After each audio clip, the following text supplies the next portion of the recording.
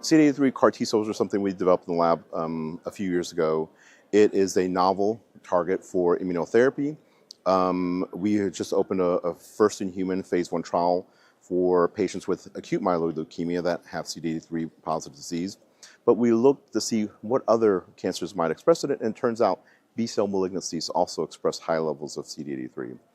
And so we are developing this CAR for patients that have been treated with the CD19 CAR T-cell technology but have relapsed. And so we did some preclinical studies to show that patients that are in vitro and in vivo, when you treat with the CD19 CAR and that CD19 antigen is lost, you can use the CD3 CAR T-cell and it works completely fine. So based on this information, we're going to be developing a clinical trial to open at Roswell Park in a year or two.